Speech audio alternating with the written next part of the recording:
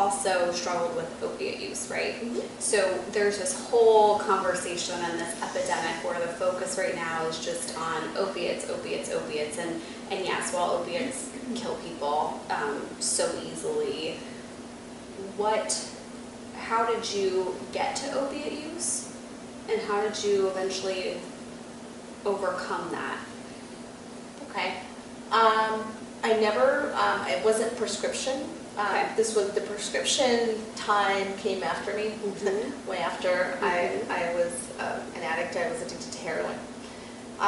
And so pills weren't like on the radar because heroin was cheap and it was available, and that's just what people did, or my circle did. I feel like I like saying graduated because the chase, again, it's a chase. So things stopped working, right?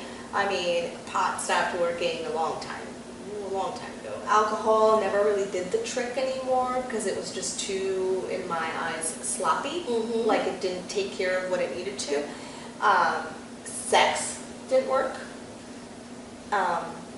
because that's also an addiction. You know, relationships stopped working because, you know, nobody could really love me because I couldn't love myself, so that didn't work, right? And didn't change about how I felt about myself. And so eventually, you know, I graduated to that where heroin just erased everything, and that was my solution, is erase everything now.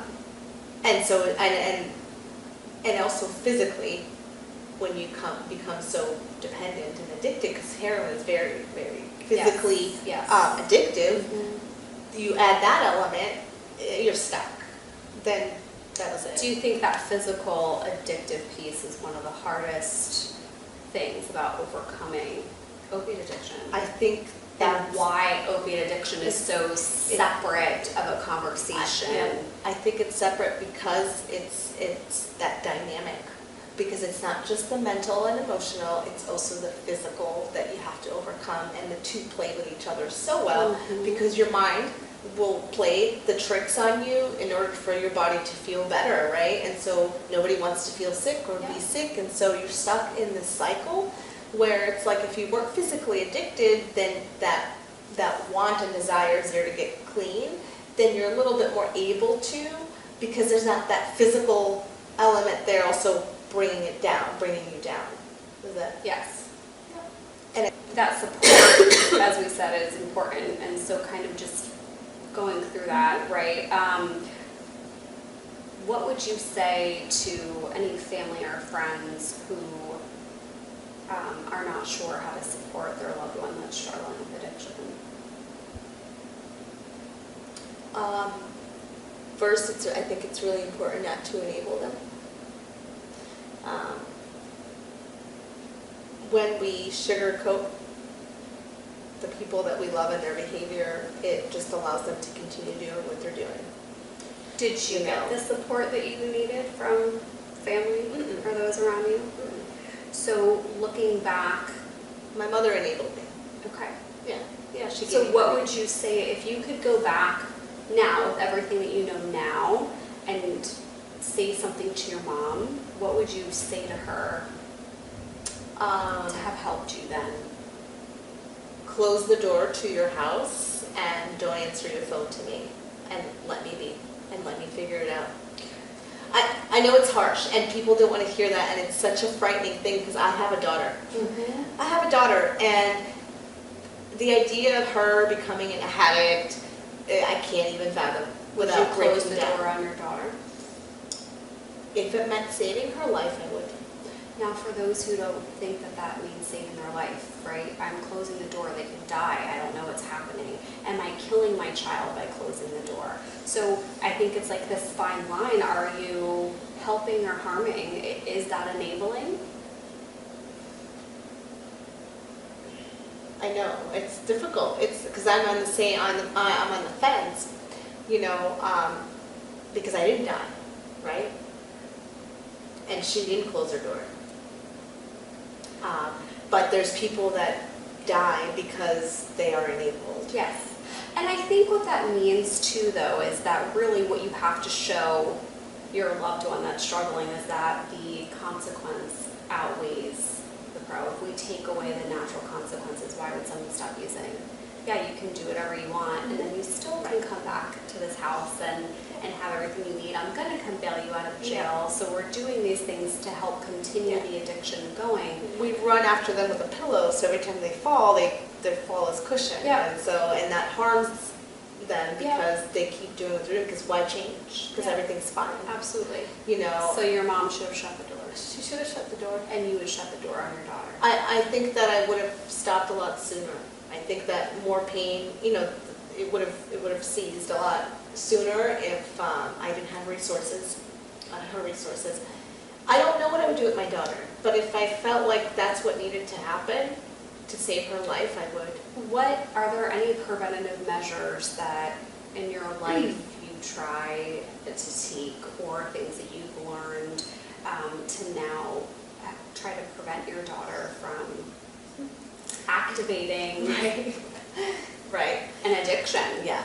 And again, I don't know. And I look at her and I'm like, I have no idea where it's going to go or how she's going to turn out, but minimize the risk. Do the best I can with what I know how to do, and which is teach her how to understand herself and value her emotions. Try to teach her how to regulate her emotions.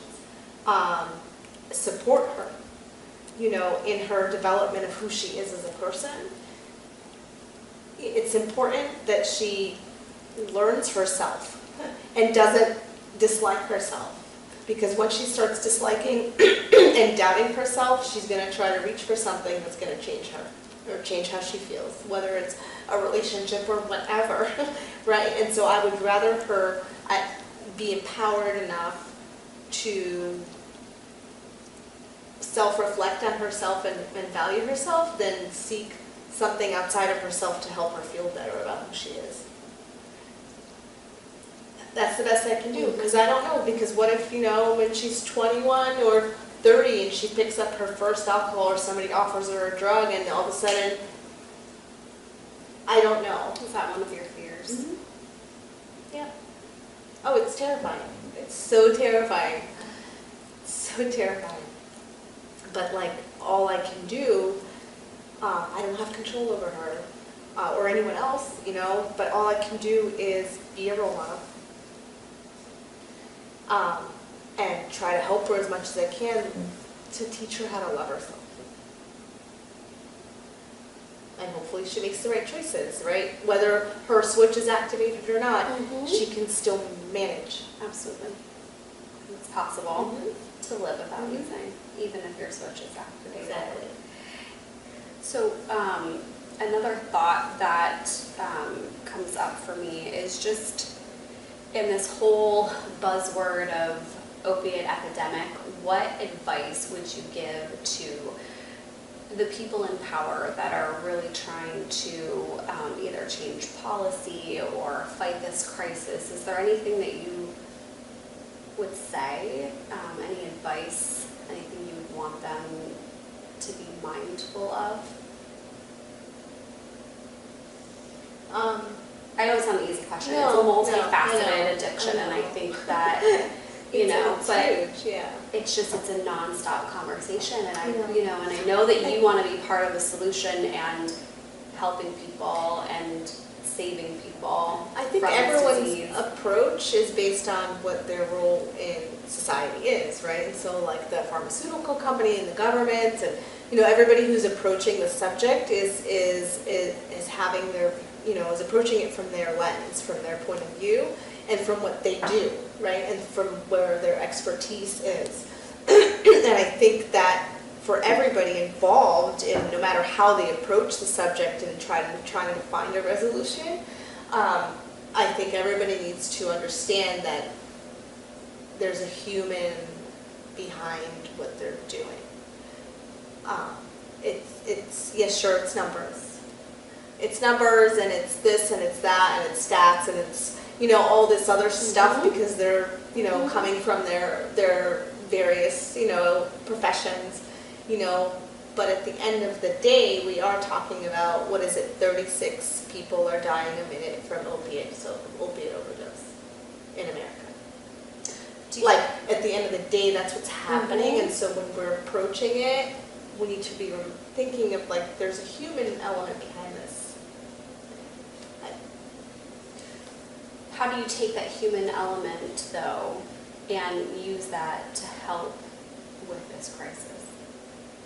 That's what I'm saying. Yeah. Like, how do we, if that's such an important Right. piece, because you mentioned pharmaceutical companies, what role do you think doctors and pharmaceutical companies play? Right. If we limited that, would there still be opiate addiction? Yes. Okay. Yeah. So then, yes, it's good that we're trying to limit that, but Yeah. that human element that you think that we need to look at, and how do we do that? How do we implement that into something? I think we need to stop with the stigma.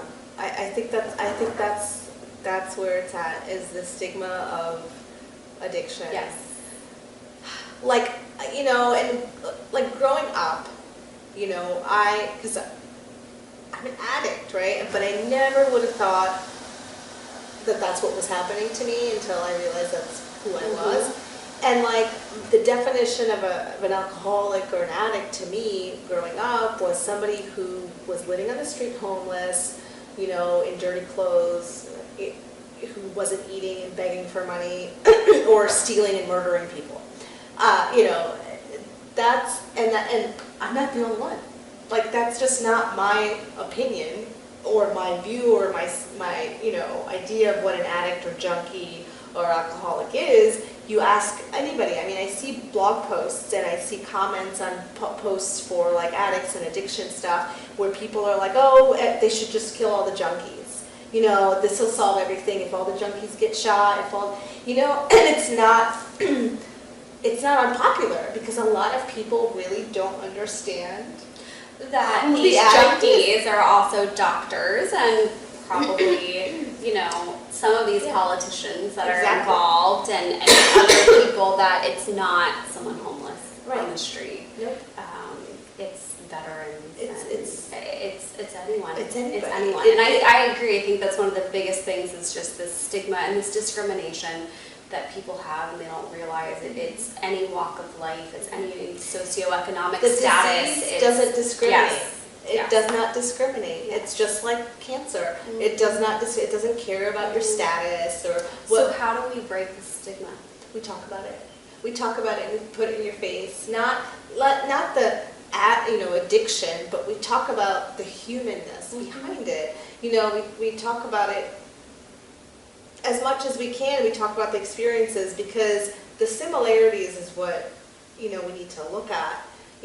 Everything I just talked about. If you just took alcohol and drugs out and just focused on the events that I talked about in my life and the emotions behind the events and the inability to deal with the emotions, I think everybody can relate to that. Absolutely.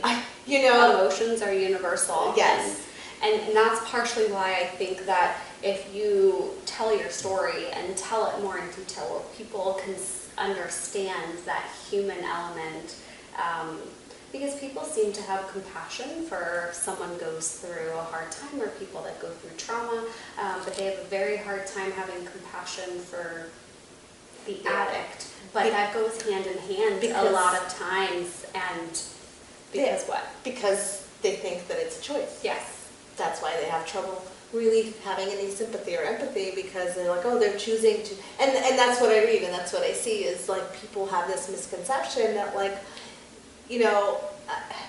I work with addicts. I've worked in the field for like 11 years, 10 years, I don't know, for a long time. Yes. And there's such wonderful people that I work with, and every one of them, not one of them ever, like I started, talking in the beginning, not one of them ever looked in the mirror as a young child and said, I want to be a junkie. People don't do that, right? Nobody looked at them as a baby when they were born and said, look at this precious baby, they're going to grow up to be a junkie. It's not a choice. Yeah. It's not something I want for myself. Oh, I can't wait to be pregnant and be a junkie. Yeah. Oh yeah, we have so many pregnant women who are addicted, who are addicts, you know, and it's not like they don't love their babies, and that's another misconception, is that addicts don't love. They don't love their kids. Yes, they love their kids as much as anyone else loves their kids. They have a disease that they don't know how to manage, that they can't cope with, you know, not having in their life. So, and it takes precedence over everything, because the disease is so pervasive and so cruel and consuming that it's not about what you care about or what you love or how much strength you have. It's the disease of addiction. It's hard to explain it when, you know, if there's somebody in front of you that doesn't know anything about it, you know, but if they see it in action, you know, if they see the person behind it and understand that it's not just a matter of will, and they keep being exposed to it, then maybe their minds will change. Yeah, because it is about exposure, right? I mean, everything that we used to be afraid of, yes, we get exposed to, then we understand it better. Mm-hmm. So, do you have any kind of final thoughts or last words to share? I think that not just addicts, I think anybody and everybody really needs to, not needs to, I can't tell people what to do, but it would be beneficial. It would be beneficial if people who, from any walks of life, took the time to get out of themselves enough to understand another person without judgment. Because we have so much judgment. But it's all coming from your own experiences, you know. Our own discomfort. Our own discomfort, just like the stigma and addiction. Nice. Very well said. Thank you. Thank you.